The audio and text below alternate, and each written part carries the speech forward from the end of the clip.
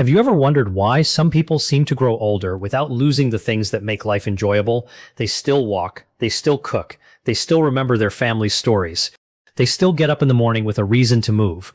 And in Okinawa, Japan, researchers have spent decades studying communities where exceptional numbers of older adults have reached very advanced ages while maintaining relatively active lives. But here's the part I want you to understand before we talk about the food. There isn't one magical Okinawan food. There isn't a secret fruit that guarantees you'll live to 100. And there certainly isn't a bowl of soup that can cancel out decades of smoking, inactivity, uncontrolled blood pressure, or poor sleep. The real secret is much more interesting. It's the pattern. For generations, traditional Okinawan meals were built around vegetables, root crops, soy foods, sea vegetables, herbs and spices, with smaller amounts of fish and meat. The diet was generally nutrient-dense and relatively low in saturated fat, refined grains, and excess calories. Researchers have suggested that this combination may have contributed to healthy aging alongside other lifestyle and environmental factors. And today, I'm going to show you 9 foods that capture some of the most interesting lessons from that traditional way of eating. Some are incredibly familiar. One might already be sitting in your kitchen. Another probably looks like something you'd only see in a Japanese grocery store. And one of them is a food that many people have been eating all wrong. More importantly, I'm going to explain what each food actually does inside your body, how it supports your heart, why it may help control blood sugar, how it delivers antioxidants and fiber, and why the combination of these foods may matter much more than any single ingredient. So don't think of this as a list of 9 miracle foods. Think of it as 9 pieces of a much bigger longevity puzzle. And let's start with the food that traditionally provided an enormous share of the energy in the Okinawan diet: sweet potatoes. If you grew up hearing that potatoes were somehow unhealthy, you might be surprised to see this food at the top of a longevity discussion. But not all potatoes are equal, and the traditional Okinawan staple was often the sweet potato rather than the refined grains that dominate many modern diets. Historically, sweet potatoes supplied a large proportion of calories in the traditional Okinawan diet. They also provided fiber, potassium, carotenoids, and other plant compounds, while being relatively nutrient-dense for the calories they supplied. And here's why that matters. A longevity-promoting diet doesn't have to eliminate carbohydrates. It has to choose carbohydrates intelligently. A whole sweet potato comes packaged with fiber and plant nutrients. A highly processed dessert comes packaged very differently. Your body has to digest them differently. When you eat a whole sweet potato, you're not just eating starch. You're getting a food that contains water, fiber, potassium, and a variety of naturally occurring plant compounds. That can make it easier to build a satisfying meal without relying on highly processed foods. And for older adults, that matters. Because one of the biggest mistakes people make as they age is becoming afraid of entire food groups.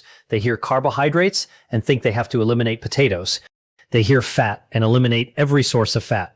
They hear sugar and stop eating fruit. That's not what traditional Okinawan eating teaches us. It teaches something much simpler. Choose foods that are close to their natural form. Build meals around plants. And let highly processed foods occupy much less space on the plate. Now here's where we move to number 2. A food that appears again and again in traditional Okinawan meals: soy, and specifically tofu. Tofu doesn't look particularly exciting. It's pale, it's soft, it doesn't have a dramatic smell. Yet this simple food has been part of Okinawan cuisine for generations. Traditional Okinawan meals use soybean foods such as tofu and miso regularly, making soy an important source of plant protein. Soy is interesting because it gives you protein without requiring the same amount of saturated fat found in many processed meats. It also provides minerals and naturally occurring compounds called isoflavones. And if you're older, protein becomes increasingly important. Muscle naturally declines with age. Strength can decline, balance can decline, and losing muscle can make everyday life harder. That doesn't mean you need to eat huge amounts of protein. It means the protein you do eat should come from nutritious sources. Tofu can fit beautifully into that strategy.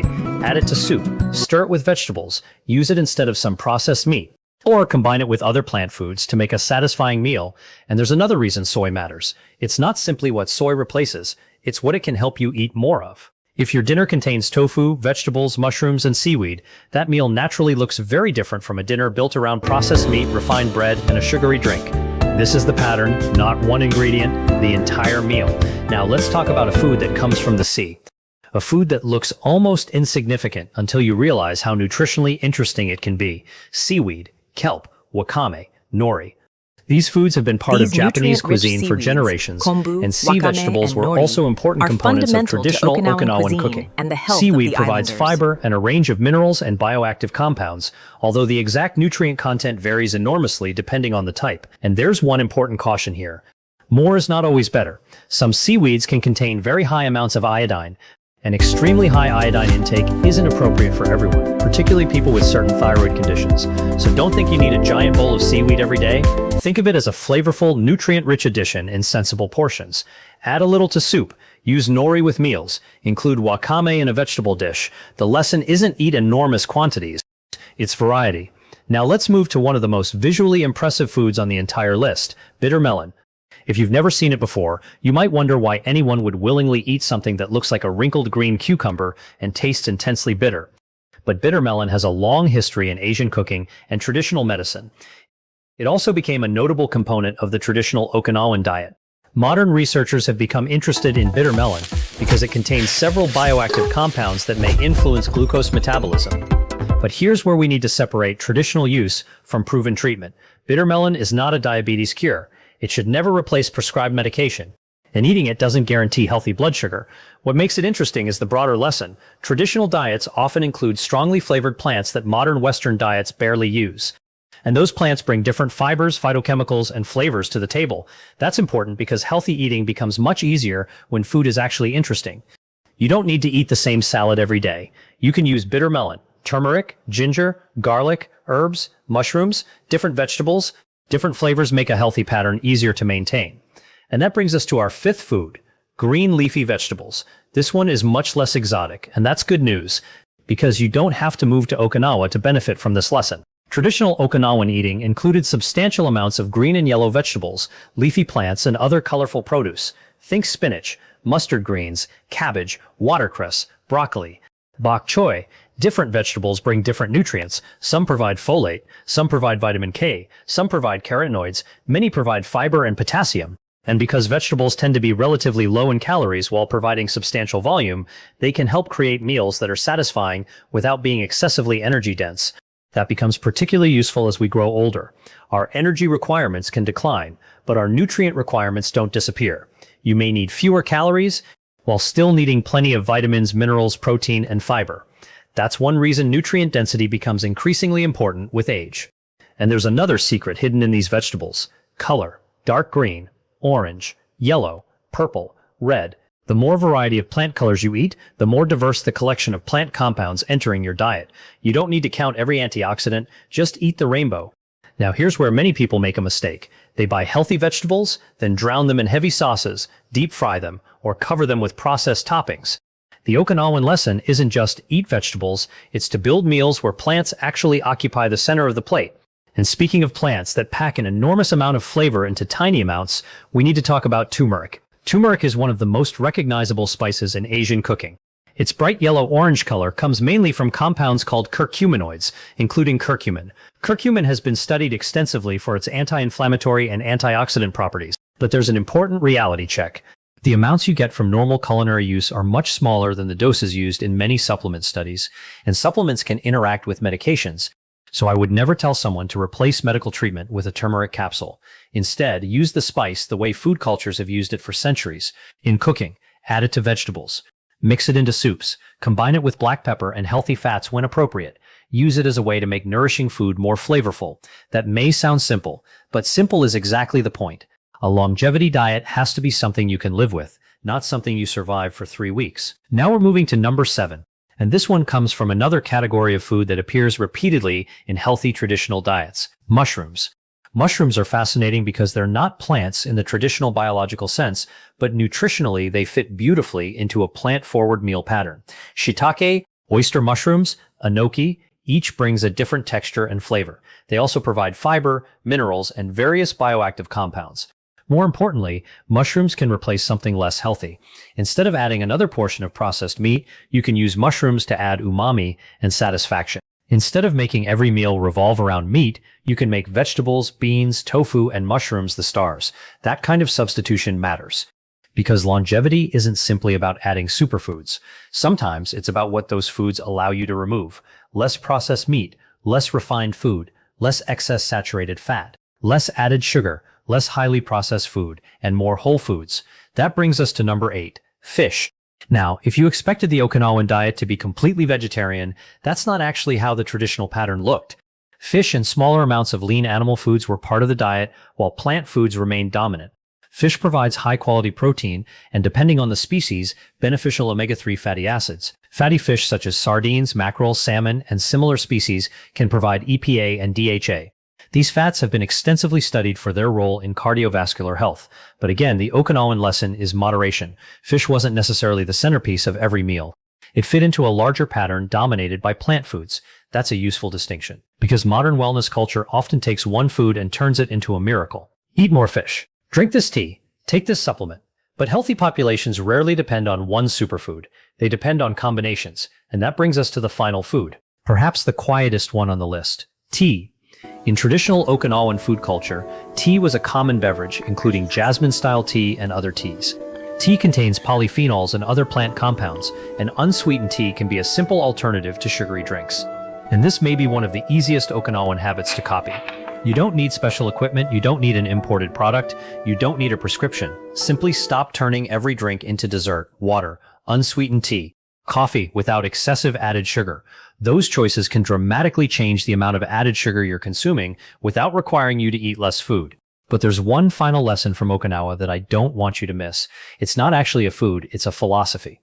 A traditional Okinawan expression often translated as Hara Hachi refers to eating until you're about 80% full rather than continuing until you're completely stuffed. Researchers have discussed this practice in relation to the relatively low energy intake characteristic of traditional Okinawan dietary patterns. Think about how different that is from the way many of us eat. We don't eat until we're satisfied. We eat until the plate is empty. Then we eat dessert. Then we sit on the couch. Then maybe we snack again later. The Okinawan lesson is almost the opposite. Slow down, pay attention, eat enough, then stop. That doesn't mean starving yourself. It means learning to recognize when you have had enough. And that's where the 9 foods come together. Sweet potatoes, soy foods, seaweed, bitter melon, leafy greens, turmeric, mushrooms, fish, tea. Look at that list again. There is no magic pill, no miracle powder, no exotic supplement. It's mostly ordinary food, whole food, colorful food, plant-rich food. Food that delivers fiber, protein, minerals, and thousands of naturally occurring compounds. And the most important part is what those foods tend to displace. If you fill half your plate with vegetables, you have less room for highly processed foods. If tofu and beans replace some processed meat, your meal changes. If water replaces soda, your sugar intake changes. If sweet potatoes replace refined starches, the quality of your carbohydrate changes. If tea replaces sugary drinks, your beverage changes. This is how dietary patterns work. One decision influences the next. And over years, those decisions can become part of a lifestyle associated with better cardiovascular and metabolic health. But I want to make one thing crystal clear. No one can promise you that eating these 9 foods will make you live to 100. Okinawa's historical longevity cannot be explained by food alone. Genetics, physical activity, social connection, environment, medical care, body weight, and many other factors all contribute. And Okinawa itself has changed. Modern Okinawan diets are not identical to the traditional patterns studied in older generations. Researchers have noted shifts toward more calorie-dense foods and other lifestyle changes. So don't chase a fantasy version of Okinawa. Take the useful lesson. Build your meals around real food. Eat a wide variety of plants. Choose healthy sources of protein. Use herbs and spices for flavor. Limit highly processed foods. Keep added sugar and excess salt under control. Move your body, and don't eat more simply because the food is there. Because perhaps the real longevity secret isn't one mysterious ingredient. Perhaps it's the ability to make thousands of small decisions that quietly protect your body over decades. So here's how I would turn this into your life tomorrow. At breakfast, choose a whole food carbohydrate such as sweet potato or oats, depending on your usual diet, and add a protein source. At lunch, build a bowl around vegetables, tofu, beans, or fish. Add a colorful vegetable. Add a little seaweed if you enjoy it. Use herbs and spices instead of relying on heavy sauces. Drink water or unsweetened tea. At dinner, keep the same principle. Mostly plants, moderate portions, quality protein, minimal ultra-processed food. And stop eating when you're comfortably satisfied. You don't need to become Japanese.